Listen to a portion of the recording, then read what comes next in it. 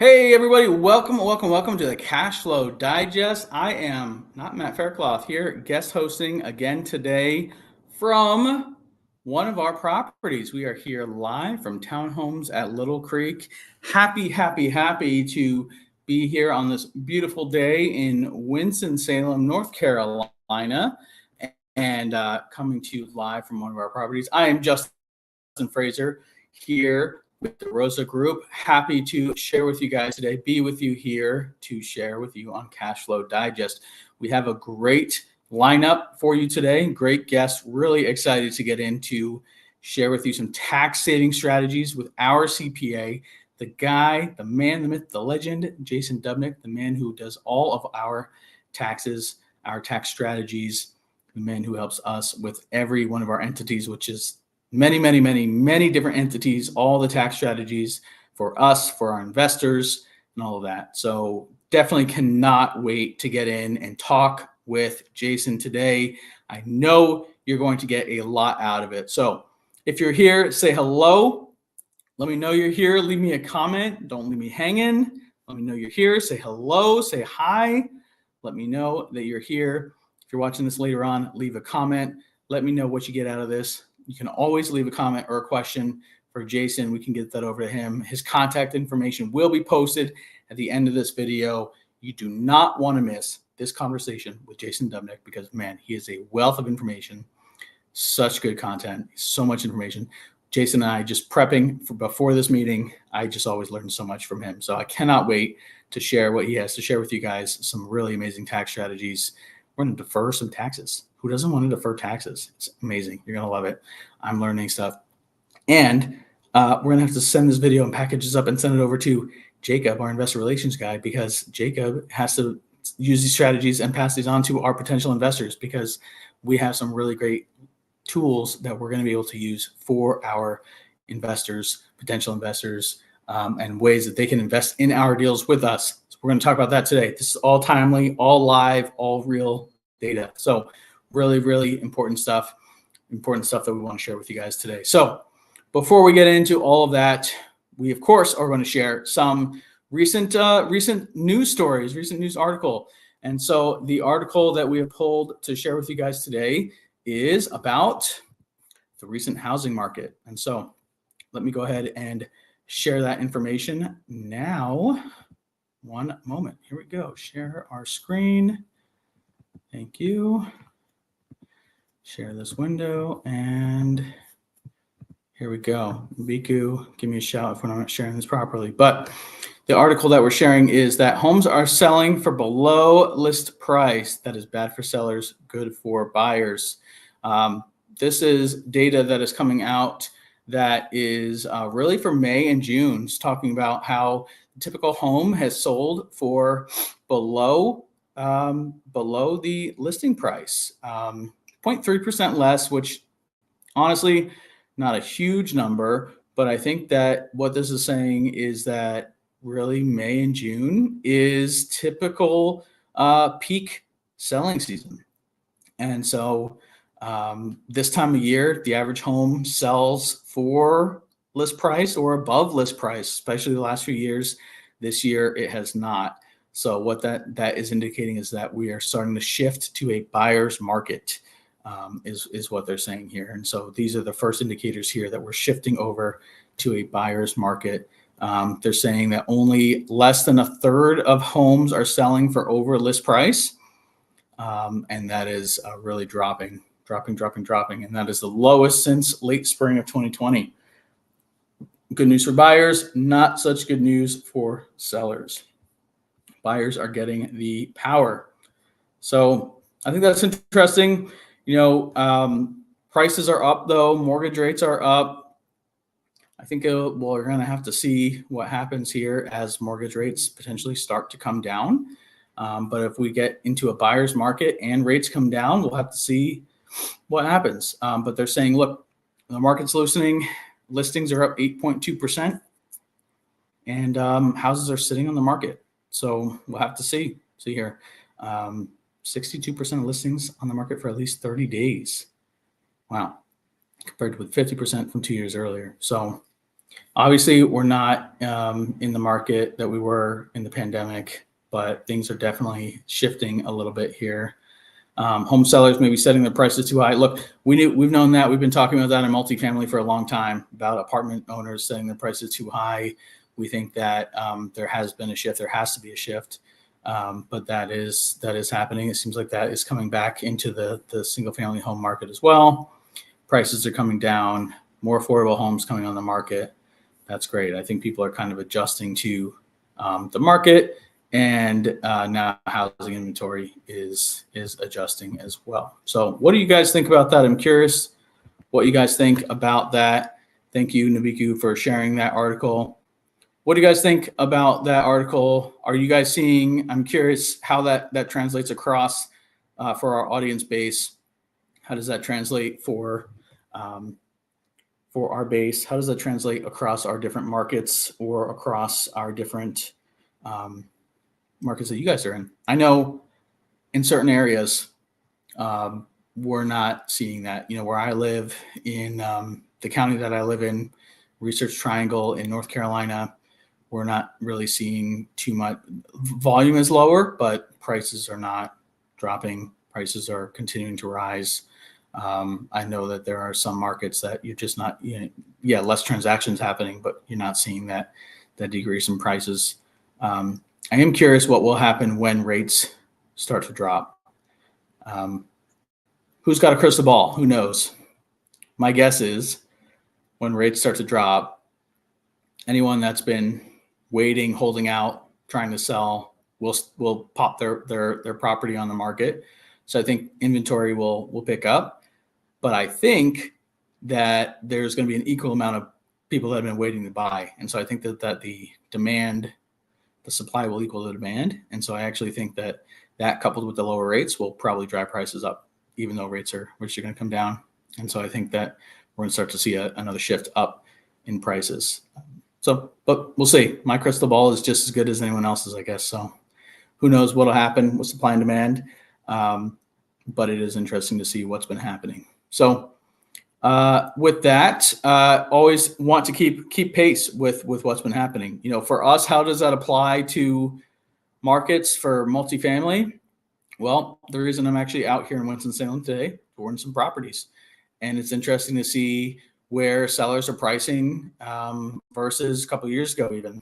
And I'll be honest, we're looking at a property priced kind of comparable to where we bought a property a couple of years ago, as far as a price per door basis. And so it's pretty interesting to see that a couple of years ago, price per door was one number. Then kind of COVID hit and prices kind of skyrocketed, and now prices per door has kind of come back down to the same kind of level. It's kind of interesting how we've seen that, and sellers have kind of readjusted their expectations. And so we've seen that for a while. They had not adjusted their expectations. This one looks interesting. We'll see if that makes sense. But who knows? See what happens. For us, we will adjust, and we'll look at everything that comes our way and make the best offer we can. And that's what I want to implore all of you to do, whether you're looking at a single family home or a multifamily property, is run your numbers and make an offer that works for you. And, we went for a long time without making off. We made plenty of offers, but we went for a long time without closing on a deal. And the reason we did not close on a deal is because we stuck to our numbers. And if the deal did not make sense because of the market conditions, well, we did not exceed the offer price that we felt comfortable with. We did not chase prices up, and that meant we didn't close deals for a while, and that's okay. You can't chase prices up. You can't make a deal work out of nothing. You can't assume the best. You can't assume things are going to just go your way. You're going to get the rent growth that isn't there. You have to stick to your market fundamentals. So check data sources, be in tune with articles like this, be in tune with data sources, reports from Marcus and Millichap and CBRE, and understand the data coming out of CoStar and rent reports and all the data available to you. Make sure you're checking all of those data sources, because we use real data to make our decisions and our underwriting decisions, because we have to do that. And we cannot wish and hope and cross our fingers and hope that things will get better and hope that, a deal is going to work. we try to make the best decision we can with the information available. And so, prices go up. We make the best offer we can. So sometimes your offer will not match what the seller wants, and you've got to wait for those prices to come back down. Seems like maybe those prices are starting to come back down. So be ready, be prepared, have your ducks in a row, have your business be ready, have the capital lined up, be ready to make an offer, because when those prices come down, you want to be ready. You want to be ready to make an offer. So that's my message to you. Be ready. Keep touring properties. We've never stopped. We keep touring properties. We're ready to go. Our pencils are sharp. Our contractor relationships are solid. Soon as our numbers match up, we're gonna be ready to keep that deal ready to go. So with that, I believe we're going to transition over to a pre-recorded video here for just a few minutes. Nubiku's got a video for us lined up. We're going to shoot into that video, and then as soon as we come back from that video, we will have our guest for the week, Mr. Jason Dubnik, to talk some tax strategies. So let's move right into that.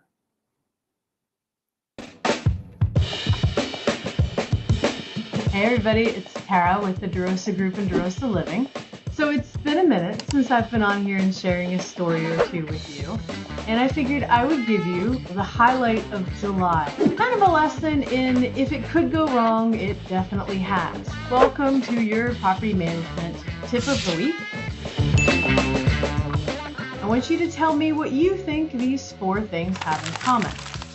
A Barbie doll, perfume bottle, a whole potato, and a medication bottle.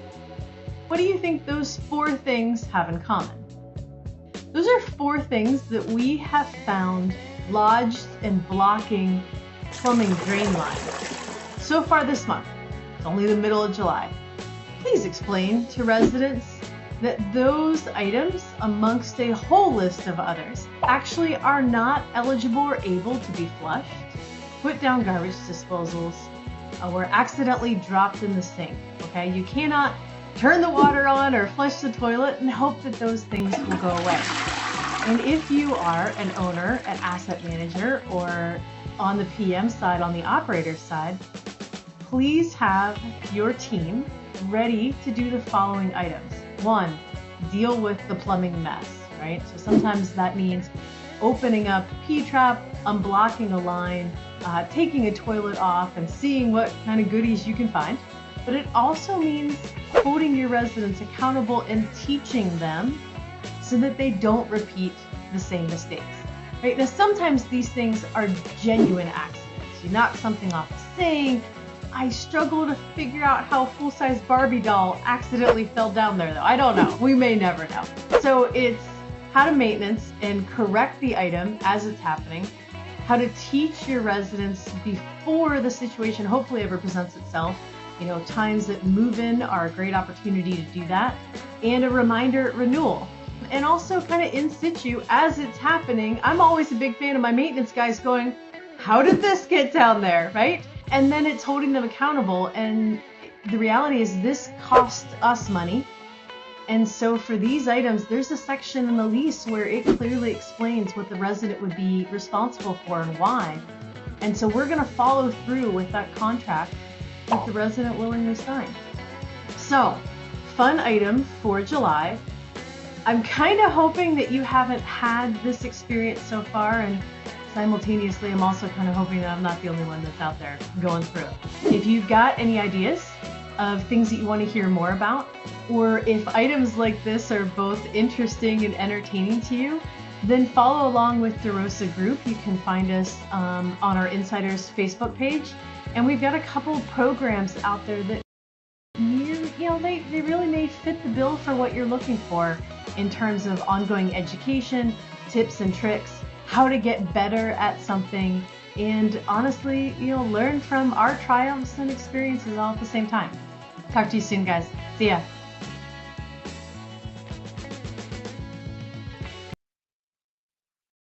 Gotta love the stuff that we find stuffed down our plumbing at our properties. There's been all kinds of fun stuff. And you know what? It's just a cost of doing business and a part of doing business in asset management and operations. The more properties you own, the more stuff you're going to find stuffed down the toilets. It's one of the things that whenever I go visit our properties, the maintenance guys love to come up and tell me about the latest thing they found stuffed down the toilets. I don't know what it is. They just get a kick out of telling me what the latest thing is. They record videos of it. It's just a thing that entertains them.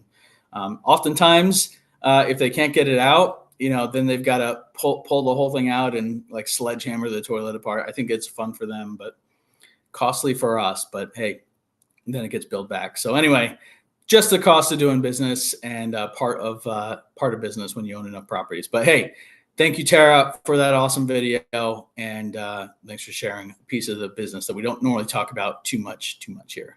But with that, let's bring on our guest. If we can bring him up, Mr. Jason Dubnik. There he is. Jason, how are you today? I'm doing great. How are you? Doing great. Jason, please introduce yourself here. Great. So my name is Jason Dubnik. I am a CPA. Been a CPA for almost about 25 years or so, and specializing in real estate taxation.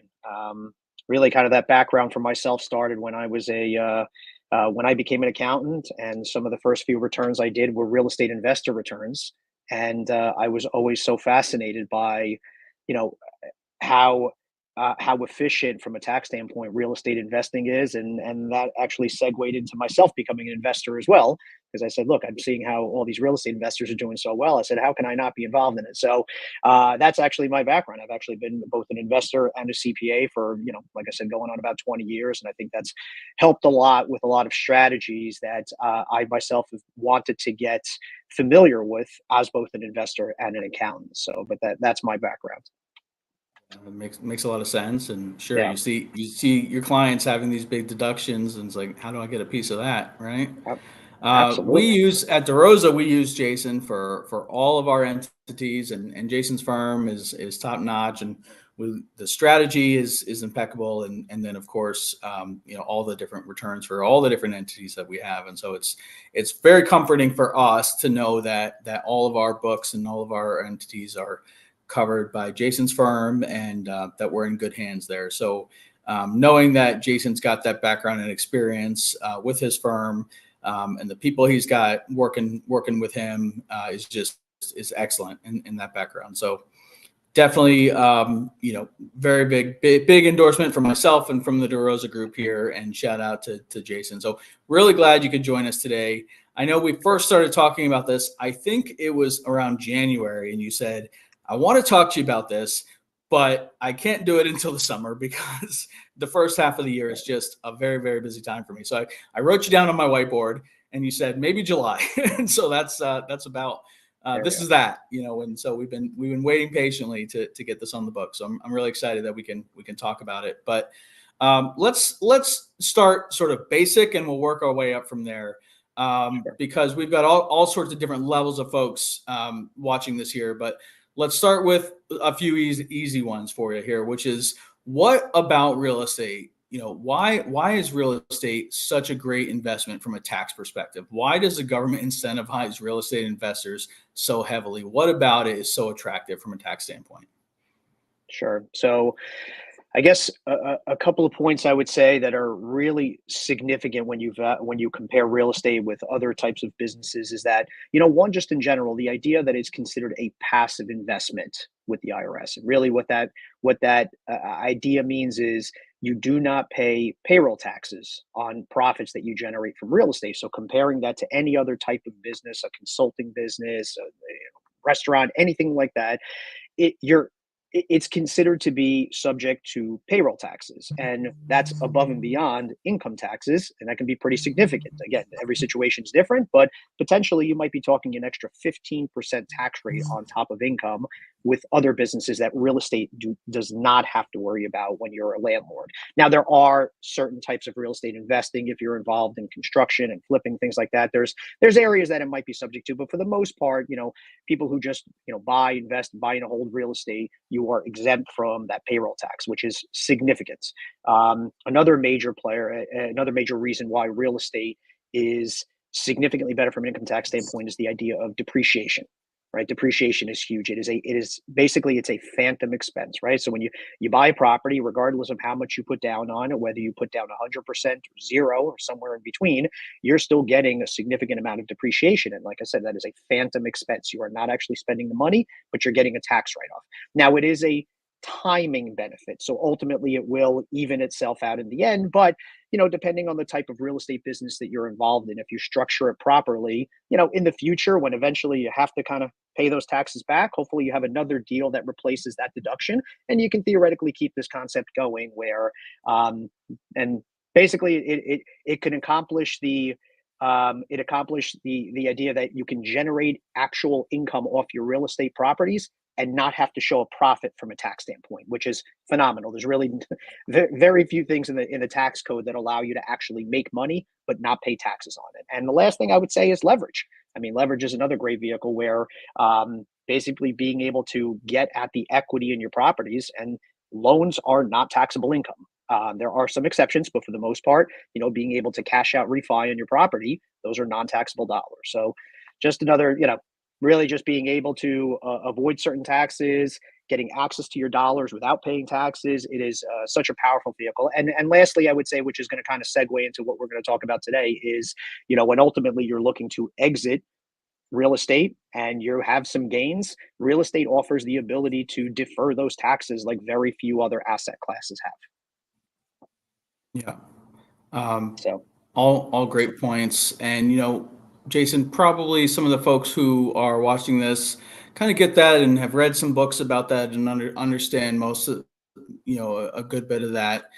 But maybe some of the folks that are watching, they maybe call their CPA one time a year, which is around tax time, right? And they say, hey, here's my docs, let's file taxes. I know that you and I and you and DeRosa, we talk on a much more regular basis, and we we get a new project up and we kind of talk and we plan and we plan on a more more frequent basis. Let's talk in terms of, before we get into some of the strategies that we're going to talk about, but let's talk about sort of a solo investor. Maybe they're working full time, maybe they're just kind of starting out their business. They've got maybe a small portfolio.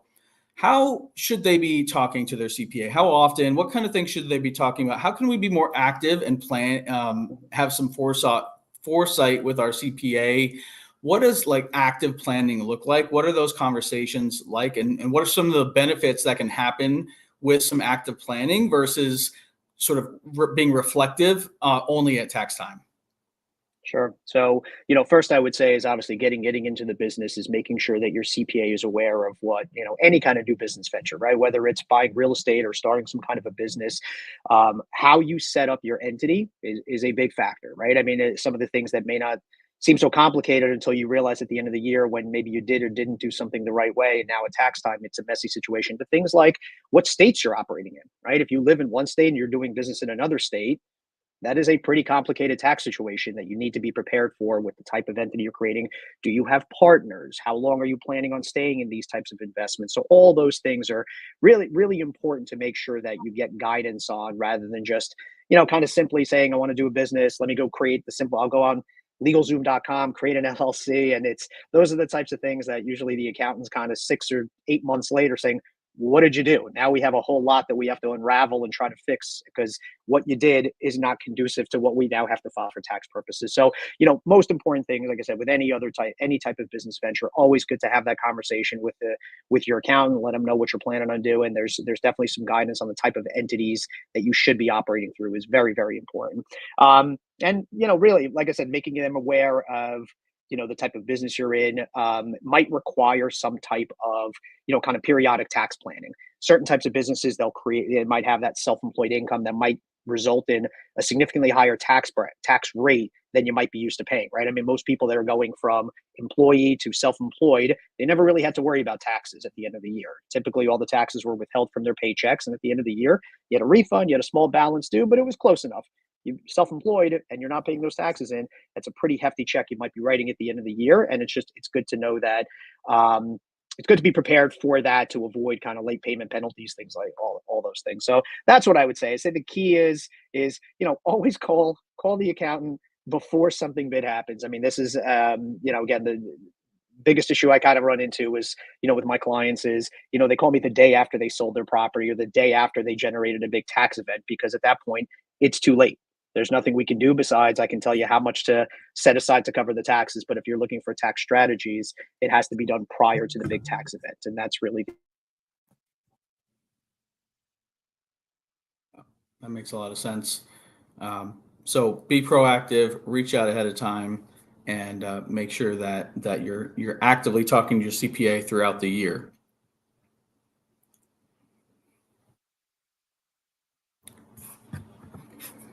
the key is, if I don't know the business venture, how can I advise you? Definitely.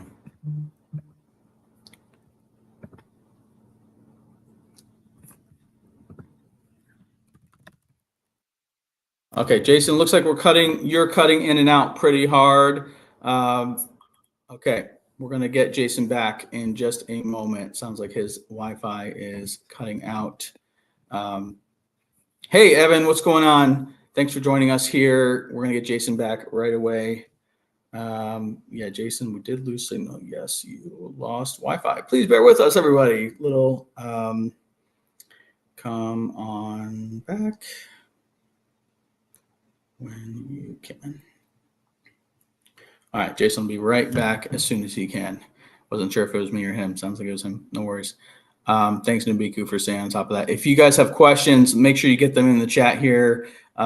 Great opportunity to ask a CPA some real estate questions here. I know I've got some, but this is not all about me and my questions. This is about you guys and your questions. So we want to make sure that he's coming back in now, he says. So we want to make sure that we get your questions answered for sure. So let's, who's we got here? Evan is with us. Awesome. We got 2 questions in so far on LinkedIn. Awesome. We're going to get into those for sure, everybody. We are going to get into some strategies on some tax saving for some entities and investing into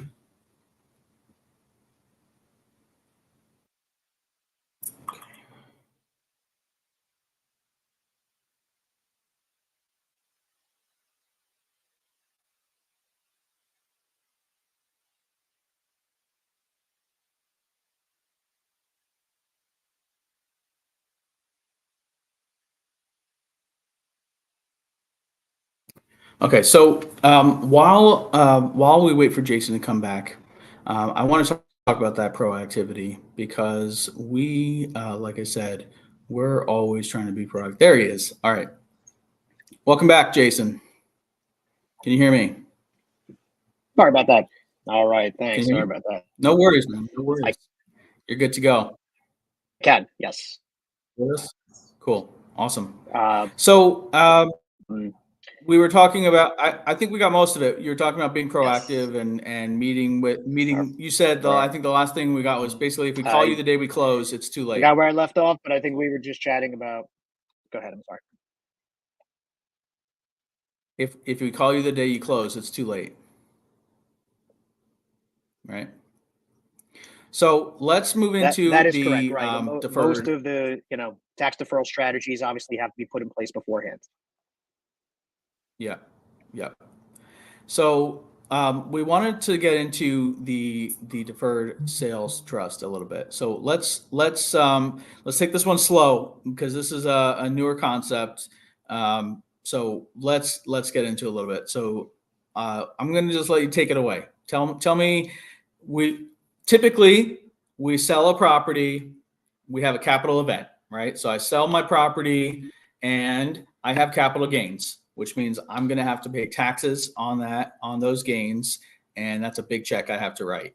You're saying, hey, there's an alternative. And now a lot of folks are familiar with an alternative called the 1031 exchange, in which I can go I can put those proceeds with an intermediary and find a like-kind property and go buy. So if I sell a 10 unit, I can go put my proceeds with an intermediary and go buy a 12 or a 15 unit property and go take those funds and roll them in, and I don't have to pay the capital gains taxes.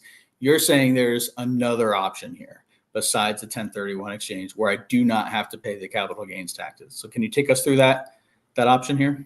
Yeah, absolutely. So just to kind of touch on your point there, 1031, which I'm sure a lot of investors are familiar with, it is a fantastic tax deferral strategy.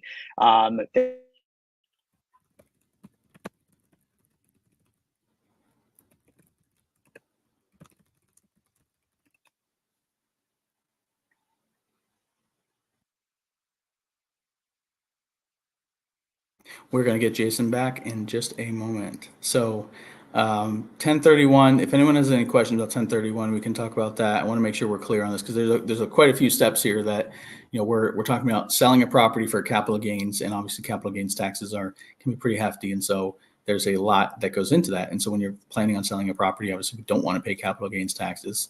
And so we need to, perfect.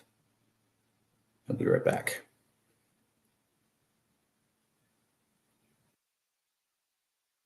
So what we do at DeRosa is we just have an open line of communication, and it's worth the cost. And obviously, we have so many projects with Jason that we will we basically just have, like I said, an open, ongoing line of communication with him because we're constantly spinning up new entities. Now we have a general type of project, and so we have a lot of it down. But in the last 12 months, we've spun up a few different new types of projects. We launched a property management company, and so we took on employees and payroll and launched different benefits and all sorts of different types of things. Where is our corporate headquarters and what does that mean with employees and all different types of things. And so all those kinds of questions we ran through Jason, and oftentimes there's very easy, hey, just a quick email, and sometimes it's a much more complex couple-hour phone call, strategizing, planning out, either what state should this be in, or timing issues. Should it be the end of the year, beginning of the year? Does it make sense to open this thing in December, or can we wait till January type thing? So there's very important timing considerations that you want to talk to your CPA about. And hey, your picture looks clearer, so maybe you're back here on a better. I don't know.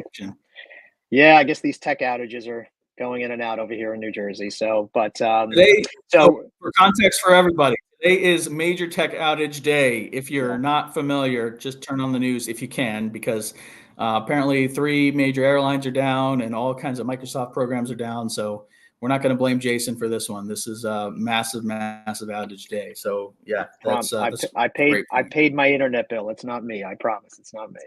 I believe you. I believe that. We paid Jason his invoice. He paid his bill. We should all be good there, right? So, all right. So getting back, we were just kicking off on capital gains. Yeah. Right. So where I left off. Right. We left off, we were chatting about how 1031s are a fantastic strategy. There are certain limitations. That's where there is an alternative strategy that could work effectively for real estate investors as well. So the concept that I wanted to introduce, I guess, to everybody today, it is called a deferred sales trust. And essentially what it is that it acts as a middleman when selling really any kind of capital asset. That covers real estate, businesses, ownership interests in LLC. So there's a lot more flexibility with utilizing a trust versus a 1031, which really is very limited in the sense that you can trade, like-kind assets for like-kind assets. So you have to sell a piece of real estate for another piece of real estate. You cannot use it for businesses anymore. You can't use it for a membership interest. So again, depending on how somebody owns their investments, this is something that gives a little more flexibility when selling out of one asset class and then being able to invest in other ones. But so that's the general kind of I guess kind of the advantages, I guess, how it would compare to a 1031 exchange. But the way the deferred sales trust simply would work is that when you're looking to exit one asset, and the idea is that you're looking to roll those dollars into something else. The 1031, again, there are timing limitations, which may not be ideal, right? I mean, you may have a great buyer ready to go, and you want to get out of the asset, you want to sell the property, you've got a great price on it. But for the 1031, you have to be able to identify that new property in 45 days, and you have 6 months to close on the property. Unfortunately, what I've seen a lot is you sell the property, you hope you're going to find that new property to get into, and it just does not work out. And then you're forced to either, get yourself into a new property that is not ideal for you, or you basically end up having to pay the taxes on it. So not ideal through a 1031. So with a deferred sales trust, there is no time limit. That's kind of one of the significant advantages of it, is that when you sell your asset, the money is parked in an account and it's ready to go for you whenever you find a new deal. You can purchase real estate, you can invest in businesses, you can invest in syndications, and until those investments come up, the money is sitting and it's simply invested in regular mutual funds and T-bills, whatever you want. It's sitting there ready to go and waiting for you. And that's the significant advantage, is that there are no time constraints, which gives it much more flexibility, that being able to get out at the right time, but you're not quite ready to get into something, and that could be 6 months, it could be 2 years, it does not matter. So All right, so let's take one step back here. So I'm selling my Sure. property. I decided to sell this property here. I'm in one of our properties today. I decided to sell this one on the open market, right? We sell it.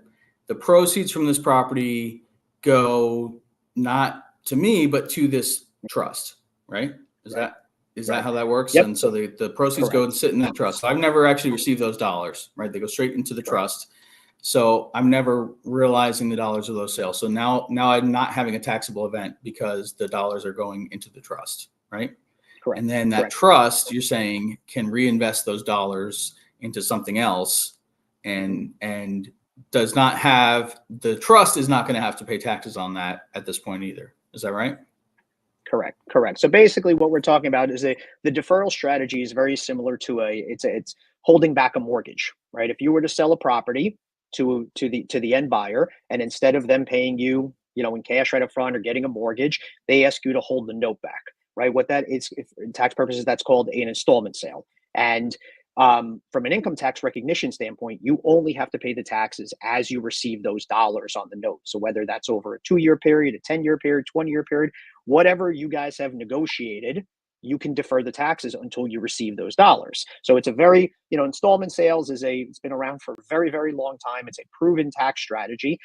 The advantages are you can defer the taxes for some time, but it also comes with certain disadvantages. Mainly is you're still tied into the property and to the buyer, right? And you're relying on that buyer to effectively operate that property or that business and continue to make those payments to you. That's your only collateral, really, is the business or the property that you just exited. So worst case, if they stop making their payments, now you have to take back the property, but you also have to deal with, well, what did the buyer do to that property in the time since I sold it to them? So you may not necessarily want to do that. You most likely in these types of cases, if you're ready to sell, you want to be completely done with this property. You want to be completely done with the seller. You don't want to have anything to do with it. So that's the typical drawback with an installment sale. What this deferred sales trust strategy does is it basically accomplishes the tax benefits of the installment sale without having to deal with the buyer, right? So let's give an example here. Let's say you found you have a property you're ready to sell. You've negotiated a sales price with the buyer, and prior to the sale, you establish this deferred sales trust. So instead of selling the property directly to the buyer, you sell the property to the trust, and the trust completes the transaction for you with the buyer. Very similar to how a 1031 exchange works, where prior to the sale, you simply sell it to that intermediary company, and the intermediary company completes the sale for you. So the idea here is that while the funds, right, so in this deferred sales trust situation, the buyer, they've written you the check. They're out of the equation. You no longer have to deal with the buyer, the property. It does not matter. You now have the actual cash sitting in the deferred sales trust. But the idea is that until you withdraw your funds from the trust, you don't have to pay the capital gains tax, because technically you have not received them yet. They are sitting in this account, and that account is basically, those dollars are there for your benefit, but you have not received them yet. And that's what allows you to defer the taxes. And what's different than the 1031, again, is that this deferred sales trust does not have any of those timing rules or requirements that a 1031 exchange has. So it's basically, the contract is between you and the trust. So while those funds are sitting in the trust, so we actually sold the property to the trust, and the trust sold the property sort of at the same time, right? Right. This is all within about within a few day, 1 week process prior to that. Basically, the trust just simply completes the sale for you. Yes. So while those funds are sitting in the trust, Now you have options of what do you want to do with these dollars? The trust has to invest these dollars on your behalf. And this is where we get into the idea of, well, if you want to reinvest in other properties and other businesses and other LLCs, you can do that. Those are all assets that the trust has the opportunity to invest in for you. These are still your dollars that the trust basically has to repay you at some point, just like had you held the note for the buyer, same deal. They would have had to repay you these dollars. The trust has to repay you these dollars. But until that time, you're basically using tax deferred dollars to invest in. So in a simple example, and this is really the beauty of utilizing tax deferred vehicles, if let's say you sell a property for $5 million, had you paid the taxes, maybe you would have paid $2 million, right? And now you have $3 million left to invest with. Using tax deferral strategies, you now have $5 million to invest. So the idea is that you're using the IRS's money to invest in. You still owe them the same $2 million, whether you pay them that today or 10 years from now. The idea is that you got to use their money to invest with. So, and because you're writing the note between yourself and the trust, you can write that note however you want it to be. You can structure it however you want. Structure it right.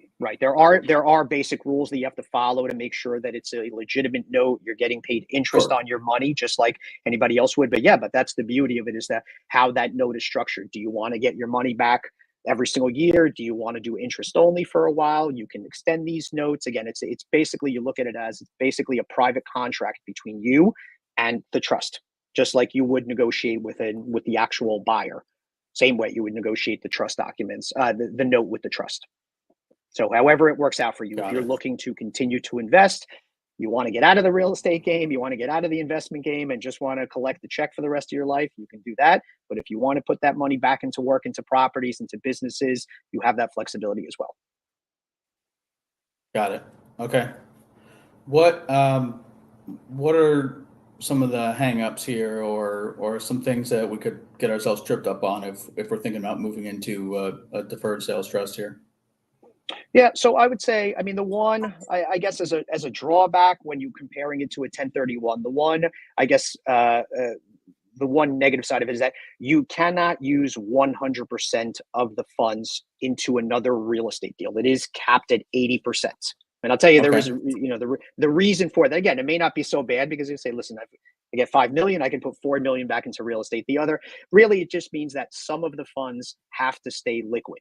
And the reason for that is that they have to stay liquid because the trust has to pay you interest. That's how this works, is that the trust owes you this money and it has to pay you interest. So if you roll all the proceeds into a piece of real estate that is illiquid, right, and you put it into investment, and the investment should generate a nice return, but let's say, there's some vacancies, there's some capital improvement to be done, and then all of a sudden that property cannot pay you your distribution this quarter.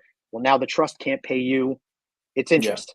And that's the problem. So 20% has to stay back, at least in liquid investments, to be able to, and again, the goal is for you to be able to pay yourself that interest. So that's one caveat, is that you cannot roll 100%, which, again, may not be the worst thing in the world. You want to keep some of it liquid to be able to pay you your interest.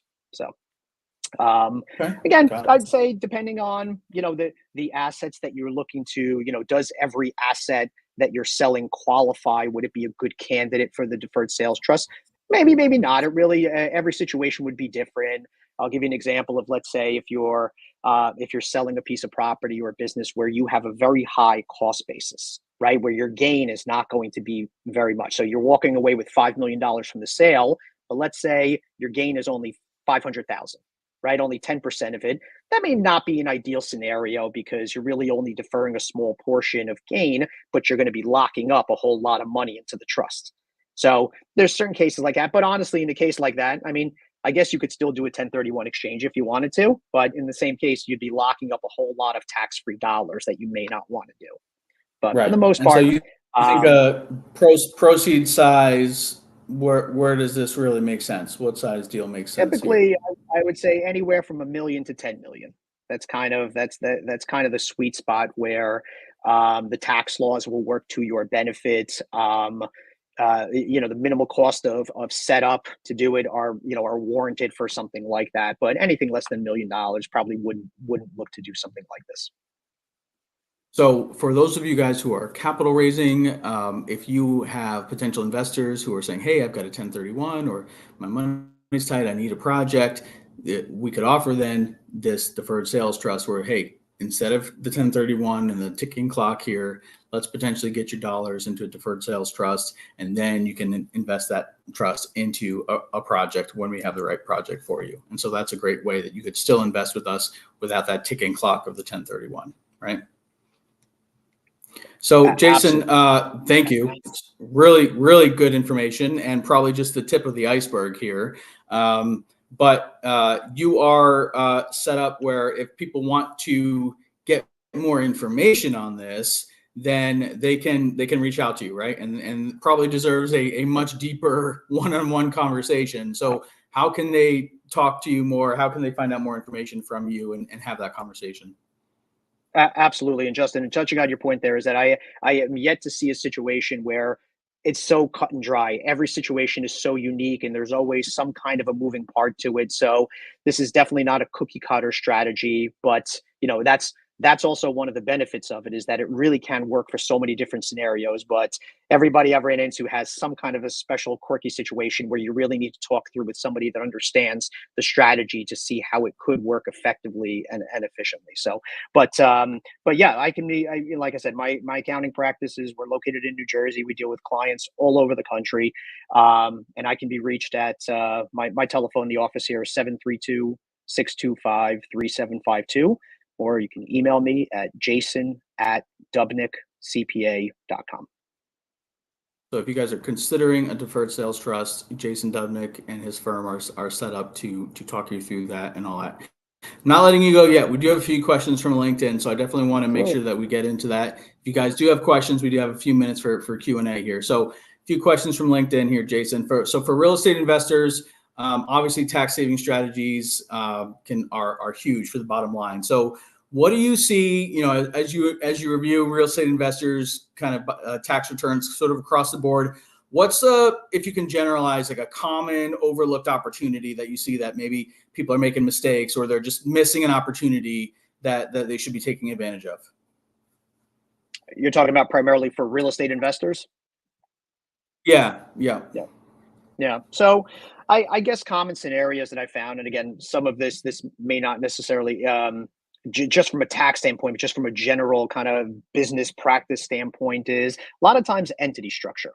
That seems to be a big issue sometimes, where, like I said, I think I touched on it before I lost the signal there. So it's people not setting up their entities the correct way, especially when they get into investing in different states. There's so much complication that kind of comes into that sometimes kind of it's not just a matter of setting up an LLC and going and doing business. It's you really have to figure out, where am I going to be operating? How should I set up? What's going to not create multiple tax filings in different states? That's a big factor that I find a lot with investors, especially now that it's easy enough to you're in one state, but you can invest anywhere you want through different investment groups, right? It's not that I'm just going down the street and buying that property. That's a little easier to kind of plan for, but different states are a big factor. I mean, as far as other just tax strategies, again, depending on the size of the size of the property, where some of these things can benefit you, but depreciation is really huge, knowing that there's different types of asset classes. So when you do improvements on your building, not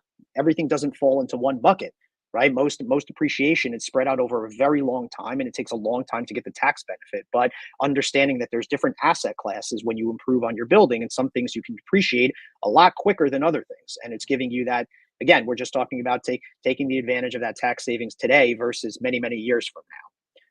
So those, I would say, would be a couple of the keeping good records on where you're investing. Absolutely. And how much are we spending on our carpets and our materials and fixtures and everything else, so that we can then go depreciate that much faster than the other things that we depreciate over 20 plus years, right?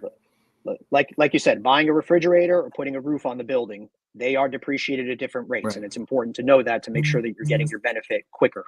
So. Right. And that's just ties back to what we said at the top, which is, being proactive, talking to your CPA at the start of the project versus at the end of the project, and knowing what to keep track of and how to keep track of these things, so that as you're going through the process, you're tracking the right data, and then you're able to take advantage of that come tax time rather than at the end of the project. Jason, we're getting another question here around, obviously tax law changes all the time. And then obviously another election coming up, and, every time that changes, there's a new set of tax laws, it seems like. So how do you stay up on the latest tax laws and regulations? Curious how you do it. And then how do you recommend that real estate investors like us, like the common person who is not, super CPA like you, how do I keep up on the latest as well? What do you recommend? Yeah. So, look, I mean, when, right, we have an election coming up right now. Our current tax laws that we have right now were actually put into place under, Trump's presidency before. There were really no major changes that were done under Biden's presidency before. So, but the Trump tax laws that were put into place are scheduled to sunset next year. So what that means, and again, this is how pretty much whenever tax packages get put into law, they are not forever. They are always, they expire at a certain time. And the idea is that whoever's in office at that time and whoever's controlling, like maybe they extend them, maybe they come up with new laws. So we do have about 1 year before there might be some major changes. Now, under the current tax laws, if they do sunset, we'll go back to kind of what was prior to those laws. So I would expect next year something's going to happen. Either the current laws will get extended either for a longer time period, or they'll just be 1 year patches until they figure something out, or the whole thing gets thrown out and we get something completely different. So there's going to be some changes next year in tax laws. I mean, and interestingly, when there's some discussion, there's a lot of when they pass some laws. Listen, I'm just like any other investor, in some ways. I'm waiting for the news to hit me. I mean, look, as a CPA, I have access to,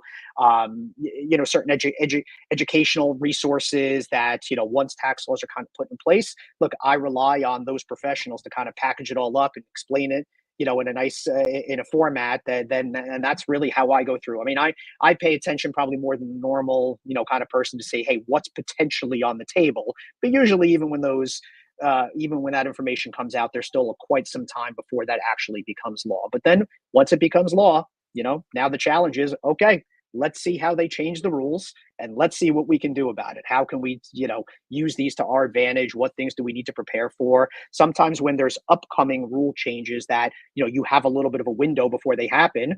A lot of times this happens where it's like, if that the law is changing on January 1st of next year, and let's just say, for example, capital gains rates are scheduled to go up significantly, that's an opportunity for people that were thinking about selling their property. Say, hey, if I sell it now, I pay this. If I wait until next year, I pay this. So that's kind of when we start scrambling and saying, hey, be prepared. If you were thinking about doing it, know that this is what's going to change next year. But it's going to be a little while. I would say about, at least a year or so until we figure out, who the next president is. And then it's going to be maybe another year or so before they figure out that they want to change some tax laws, anything new goes into effect. So we have a little bit of time, but then once I get it, then like I said, I put the information together for my clients that I think it will be pertinent for, and that's when we start planning. Yeah, well, we'd love to have you back as some of those changes when they get announced. Sure. And have you talk us through it. We'd love to have you break it down for us. But this has been incredible. Really appreciate you coming on. Thank you everybody for joining us for the questions. If you're going to take advantage of that deferred sales trust, Jason, let's do it again. The website or the firm name, do you want to, whatever you want to put up there, let's hit your contact information one more time for sure. Real simple. Let me give you the firm website is dubnikcpa.com. And then from there, all the contact information is right on there. You can reach me there. And like I said, contact the office. If there's a particular situation to run through, happy to kind of review it with and see if it's something we can help out with. Okay, perfect. And we got that up there, right there in the comments, right there. There you go, dubnikcpa.com. Guys, take advantage of Jason and his team. I know that we do. We put a lot of trust in Jason, and we love working with him and his team there. They are excellent, high quality folks, and really can't thank you enough for coming on and sharing this information here, Jason. Really appreciate it, and thanks so much for sharing your wisdom. So looking forward to having you back, and hey, enjoy your weekend. Thanks for coming on. Thanks so much for having me. Absolutely. All right. Thanks. All right, folks. Thanks so much again. Another Cash Flow Digest in the books. Hope you have a fantastic Friday. Enjoy your long week. Enjoy your weekend. Maybe it's a long weekend for you. Maybe not. Maybe not. Hopefully. And we'll see you next week. Thanks so much, and have a great and profitable week. Are we still doing that? Let's do it. Have a great and profitable week. We're bringing it back. Let's go.